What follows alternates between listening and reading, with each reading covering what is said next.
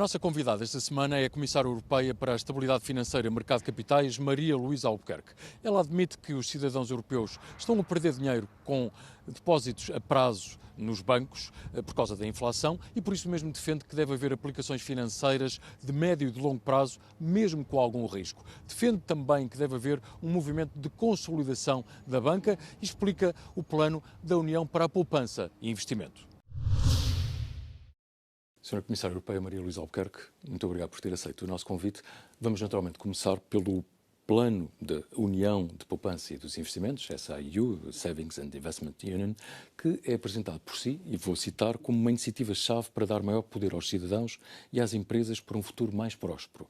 Em termos práticos, para o cidadão comum, de que forma é que esta ideia e este plano de Bruxelas deve ser mais do que uma boa ideia? É uma ideia que tenta partir do cidadão, do interesse do cidadão, criar oportunidades para que as pessoas que poupam, para que tenham oportunidades para que essas poupanças sejam aplicadas com um retorno mais elevado. Sobretudo quando pensamos em poupanças de longo prazo, quando pensamos em poupanças para a reforma, para que esse retorno seja mais elevado. Ao mesmo tempo, ao canalizar essas poupanças para aplicações de maior retorno no mercado de capitais, estamos a favorecer o financiamento das nossas empresas e, portanto, a ajudar a nossa economia a crescer.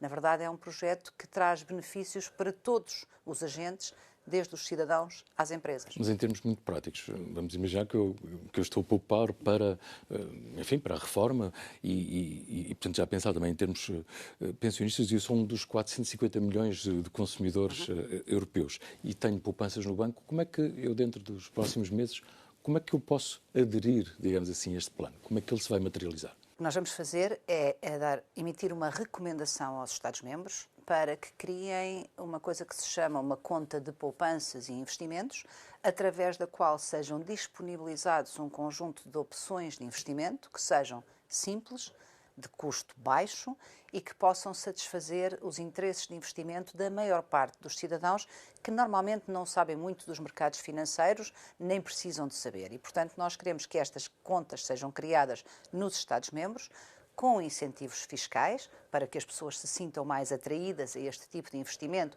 e possamos começar a mudar a cultura e a forma como as pessoas veem este tipo de oportunidades, e vamos inspirar-nos naquilo que já são as melhores práticas existentes na Europa e que resultaram muito bem nos países onde foram introduzidas.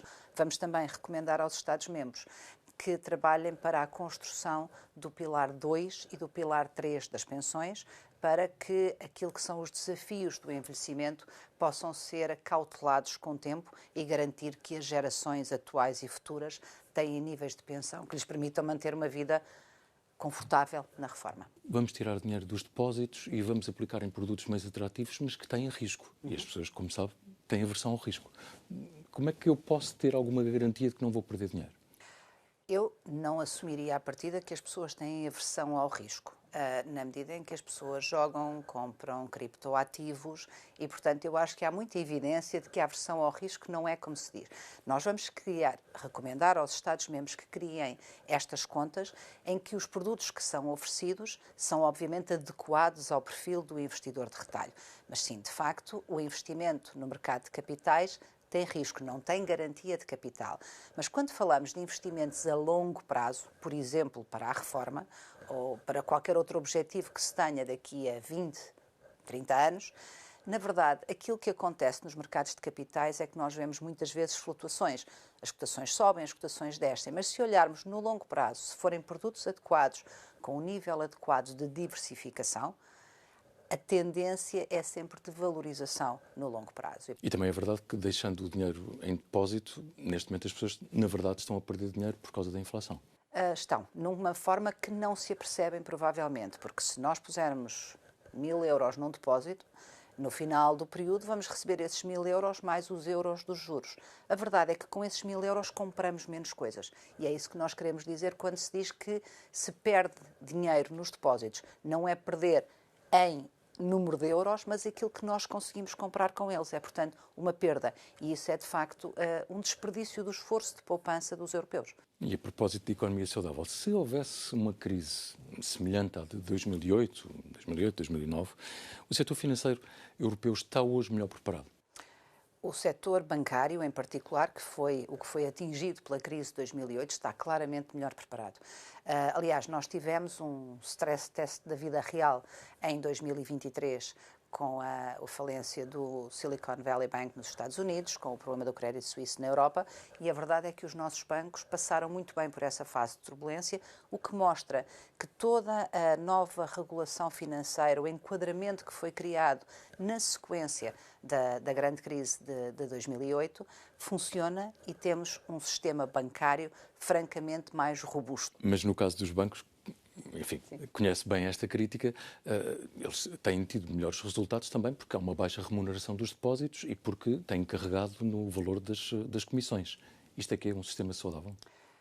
O sistema, enfim, a pergunta que me colocou foi como é que nós reagiríamos a uma crise. A questão que me está a colocar é de natureza diferente. Porquê é que a remuneração dos depósitos é baixa? Porque, na verdade, os bancos não precisam de captar mais depósitos para intermediar para a economia. Mais uma vez, as empresas têm muita dívida, precisam de capital. E, portanto, se os bancos não precisam de captar mais recursos para emprestar à economia, têm mais do que aquilo que é necessário, porque é que hão de estar a pagar mais por um recurso do qual não necessitam? Ainda olhando para a banca, naturalmente que defende a liberdade de circulação de capitais na União, mas ela é compatível com posições proteccionistas de alguns governos e da própria banca? E estou-me a lembrar naturalmente de um caso mais recente, no país que conhece bem, e eu também, de Portugal, em que o governo português, o Ministro das Finanças, por causa de uma intenção de um banco espanhol em avançar e poder ficar com mais...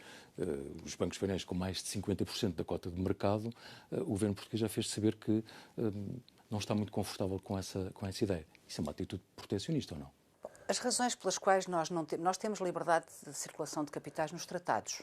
E, portanto, é algo que todos os países que integram a União Europeia concordaram. A liberdade de circulação de capitais que está nos tratados depois enfrenta, de facto, dificuldades na prática. Persistência de barreiras que são desde regimes legais diferentes, regimes de insolvência distintos, regimes fiscais diferentes, atitudes diferentes da parte dos supervisores, enfim, as barreiras são múltiplas e faz parte do projeto da União da Poupança e dos Investimentos trabalhar para retirar essas barreiras. E também há, sim, de facto, atitudes protecionistas muito focadas naquilo que é uma perspectiva nacional. Eu tenho vindo a dizer que nós temos de mudar a forma de pensar e temos que perceber que doméstico é ser europeu, não é necessariamente dentro das fronteiras dos países. A Comissão, como sabe, nunca comenta casos particulares, mas naquilo que diz respeito à questão da banca, nós temos em vigor uma união bancária que envolve já todos os países da área do euro e na qual estão definidas as regras que devem ser seguidas para que haja fusões, aquisições de instituições bancárias. E, portanto, essas regras são definidas no âmbito da União Bancária, são o Banco Central Europeu, ou o supervisor relevante, e as autoridades da concorrência, que têm de se pronunciar sobre qualquer operação em concreto. E não há mais poderes previstos para ninguém relativamente a essa matéria. Mas a senhora Comissária, portanto, em termos gerais e obviamente para o mercado europeu, defende a importância estratégica, digamos assim, da consolidação. Isto porquê? Por causa de termos mais músculo, maior capacidade para enfrentar, por exemplo, a concorrência do mercado norte-americano? Para nós percebermos qual é a dimensão adequada, temos que pensar qual é o nível de concorrência que estamos a enfrentar, qual é que é o mercado relevante. E eu vejo a Europa como competindo no seu conjunto relativamente a outros blocos internacionais. E para nós competirmos com os Estados Unidos, com a China, com os grandes blocos internacionais, nós precisamos de um músculo que representa a Europa no seu conjunto, a União no seu conjunto e não cada um dos Estados-membros de per si. Porque nenhum de nós é suficientemente grande, mesmo os maiores, ou suficientemente poderoso para fazer face a esse nível de concorrência. E, portanto, nesse sentido, nós precisamos de empresas, e bancos também, que sejam capazes de competir nesse espaço, que sejam capazes de competir com as grandes instituições financeiras globais para oferecer melhores serviços, mais serviços, a preços mais competitivos e ser capaz de servir melhor aqueles que são os interesses da economia europeia. Como sabe, vivemos aqui uma data simbólica, porque 12 de junho de 1985, Portugal e Espanha assinaram o Tratado de Adesão à então CE, portanto à União Europeia. Será que é tempo de os portugueses e outros países se prepararem para uma redução dos fundos? Ou, desculpa a expressão, é inevitável o desmame?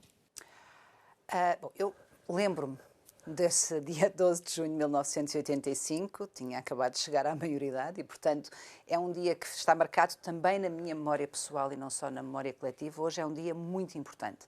A União Europeia constitui para Portugal um passo extraordinário em todas as dimensões, na consolidação da democracia, na forma como nós nos integramos no espaço europeu, naquilo que foi ao mesmo tempo o benefício para Portugal por pertencer à União e o benefício para a União por passar a ter Portugal entre os seus membros.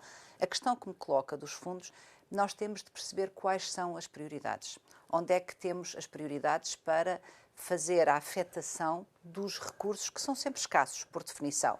E também perceber que, por exemplo, os fundos destinados à convergência têm a ver com a relação, a distância a que cada um de nós está da média. À medida que entram novos países que vêm de patamares mais baixos, essa média desloca-se e a nossa posição relativa também.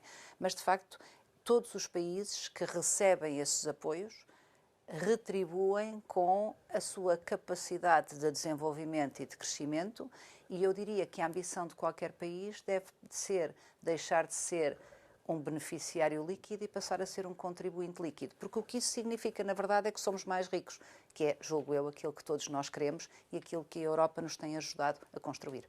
Senhora Comissária Maria Luísa Albuquerque, foi realmente um gosto estar a conversar consigo aqui na Euronews. Muito obrigada e um bom dia.